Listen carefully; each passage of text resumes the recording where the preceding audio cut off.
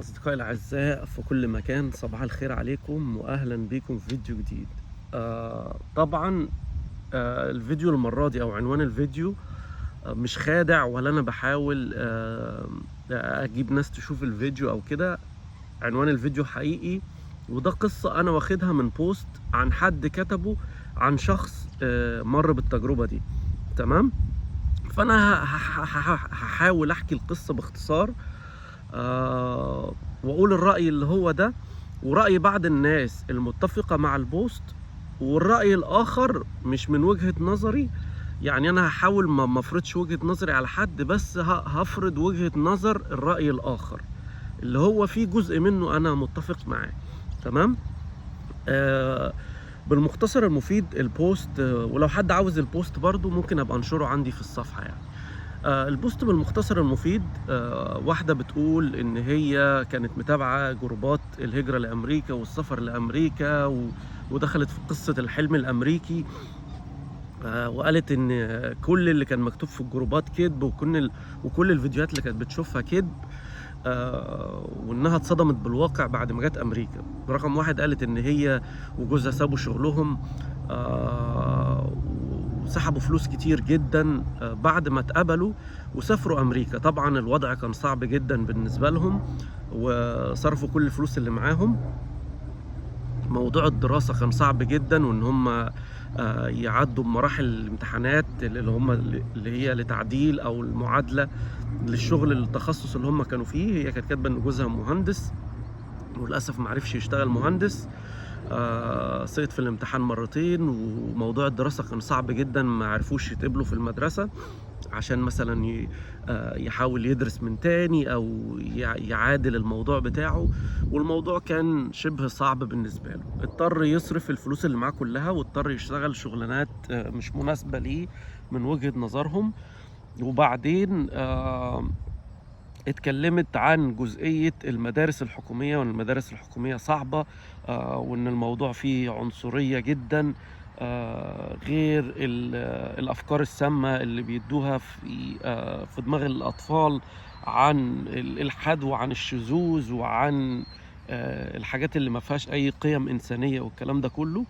واتكلمت عن جزئية المساعدات، ان هم اضطروا يقدموا على المساعدات، وان المساعدات كلها حاجات منتهية الصلاحية وبواقي الحاجات، ولو الواحد راح مطعم او حاجة بيجيبوه مش عارف ايه والكلام ده كله. والمساعدات حتى مش كويسة، تربية الاطفال مش كويسة. اتكلمت عن موضوع السكن، ان السكن غالي جدا، وان موضوع الشراء البيوت فيه ربا ومش هينفع يشتروا، والانغماس في المجتمع ده حاجة مش كويسة. ويعني قالت كل ان البلد كلها عيوب. طبعا دخلت الناس: طب انت ليه عايشة هناك؟ طب انت ليه خدتوا المساعدات؟ طب انت ليه مكملة هناك؟ وما الى ذلك. طبعا كلكم عارفين نوعية الكومنتات دي. ناس تانية برضو قعدوا يقولوا عندك حق، والبلد ما فيهاش فلوس، والبلد مش كويسة ومش عارف ايه. وبرضو الناس التانية بدأت ترد عليهم: طب انتوا ليه عايشين هناك؟ وليه اصلا مكملين هناك لما هي الحياة وحشة كده؟ تمام. هنتكلم عن وجهة النظر الأخرى، وجزء منها أنا اتكلمت عنه كتير. رقم واحد، الهجرة لأمريكا أو الحلم الأمريكي. أنا كلمتكم كتير في موضوع الحلم الأمريكي، إنه الحلم الأمريكي كويس وفيه فرص وفيه حاجات كتير حلوة وكل حاجة، بس قلت للناس كتير مش لازم تاخدوا تجارب الناس إن هي ممكن تحصل معاكم. لأن مليون مرة قلت لكم إن إحنا كلنا مش زي بعض. كل الناس مش ربنا مش عشان كده يعني الناس كلها مش زي بعض في العقل، في التفكير، في المخ. يعني مش كلنا نفس المخ، مش كلنا نفس السكيلز او المهارات اللي عند كل واحد. فكل واحد بيختلف من التاني يعني. ممكن وغير بقى طبعا اللي هي تسهيل ربنا، زائد جزء من الحظ، الكلام ده كله بيختلف من شخص للتاني. ربنا موزع الارزاق. تمام. فمش معنى مثلا ان طارق نجح في حياته يبقى كل اللي هيجي امريكا هيمشي نفس الخطوة وهتمشي معاه بالظبط. مش معنى ان محمد فشل في حياته واتبهدل وبقى شحات والدنيا ما مشيتش معاه كل الناس هتيجي هتبقى زيه. فانت عندك مثال زي او زي محمد او زي احسن مني او زي افشل من محمد. تمام، ده رقم واحد. رقم اتنين، احنا اتكلمنا كتير عن موضوع ان انت لما توصل امريكا هتشتغل نفس الشغل ولا لا، هتبقى نفس التخصص ولا لا، وقلنا امثله كتير لناس كانت مديرين بنوك، كانت دكاتره، كانت وانتهى بيهم المطاف الى يشتغلوا اوبر واشتغلوا في مطاعم وهكذا، لان الله اعلم بالظروف اللي هم مروا بيها قدروا يستحملوا ان هم يكملوا المعادلات وياخدوا الامتحانات وهكذا. نفسهم طويل قد ايه ومعاهم باك اب فلوس قد ايه عشان يقدروا يوصلوا دي، على حسب برضو المسؤوليات اللي عندهم.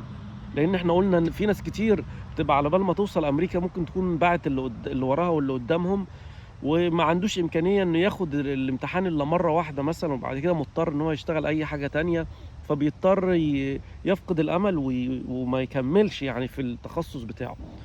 وعندنا من الجانب الاخر ناس كتير جات وكانوا شاطرين ومتفوقين ونجحوا من المره الاولى وبقوا دكاتره وبقوا مهندسين وشغالين في نفس التخصص بتاعهم. وفي ناس تالتة بعدوا عن ده كله وبدأوا كارير جديد خالص، اللي بقى عنده بيزنس وفتح بيزنس، واللي اشتغل في كارير تاني خالص وبيعمل فلوس كويسة جدا وشغال كويس.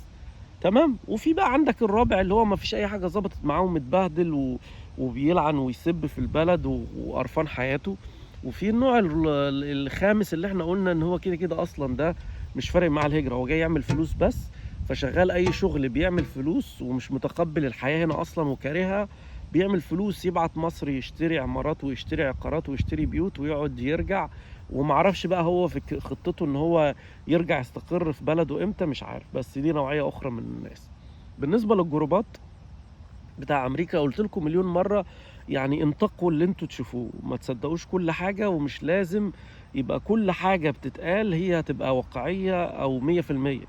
يعني وما تثقوش في كل الناس، او تثقوا في اليوتيوب عامة زي، او تثقوا في الاي اي. يعني في ناس كتير دلوقتي عايشة بالاي اي وعايشة على شات جي بي تي، هو اللي بياخد لهم القرار في كل حاجة. اخر جزئية وهي، او لا لسه مش اخر جزئية، الجزء بتاع المساعدات. انا قلت لكم مليون مرة على موضوع المساعدات. في ناس كتير بتبقى يعني حاطة عينها من قبل ما تيجي، انا رايح هناك انا عاوز اخد مساعدات، انا عاوز اخد معونات، انا وبيبدأوا ينصبوا على الحكومة في الموضوع ده.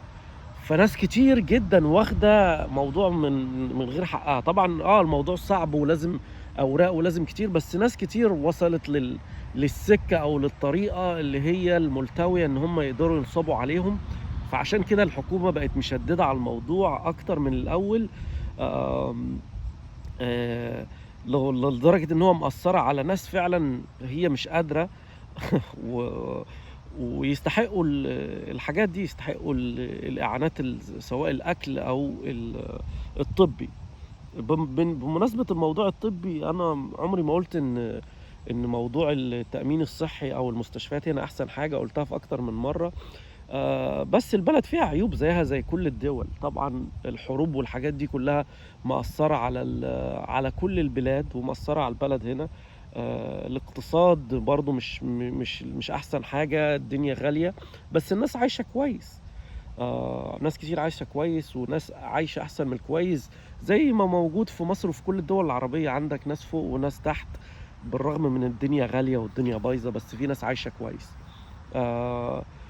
الجزء بتاع المدارس طبعا هي ركزت على الحاجات اللي بتدس والسم والشذوذ والكلام ده كله. طبعا الكلام ده، الشذوذ والكلام ده كله، انا قلت قبل كده موجود في كل دول العالم، موجود حتى في مصر. في ناس كتير يعني بقت كده وفي ناس كتير بتعمل الحاجات الغلط، وفي ناس كتير يعني بتعمل معاصي كتير في بلدهم نفسها. فهي قالت يعني الناس بتحاول تربي والناس بتعمل. بس اللي انا عاوز اقوله، الموضوع مش مجرد على الاسلام، في ديانات اخرى كتير، وفي ناس وفي جنسيات اخرى كتير ما بيبقاش عاجبها اللي بيحصل ده، والناس بتحاول، في حكومات وفي منظمات كتير بتحاول تشيل الحاجات دي من مناهج، والناس بتحاول تعدل على قد ما تقدر في الحياة هنا. ودور الاهل بيبقى ليه دور كبير جدا. يعني هو دي اكتر حاجة لازم الناس يعني تحاول فيها يعني. بالنسبة للبيوت والربا، أنا مش حابب أدخل في موضوع الدين، بس بالنسبة للناس اللي اشترت هي شايفة إن ده يعتبر أفضل حل، لإن كده أنت لمّا الإيجارات غالية جدًا، جدًا، جدًا، والإيجار اللي أنت بتدفعه بيروح عليك في آخر السنة. بس أنت لمّا بتشتري بيت بتدفع ضرايب وبتدفع فوايد وبتدفع حاجات كتير جدًا، جدًا، بس يعني ممكن يطلع لك فلوس لمّا تيجي تبيع البيت، أو البيت سعره بيزيد وهكذا، وبتبقى أفضل ليك، لإن الموضوع بيبقى سرقة علني، يعني الواحد بيبقى متبهدل، اللي هو مأجّر ده بيتنصب عليه جامد جدًا، أكتر من اللي مشتري كمان.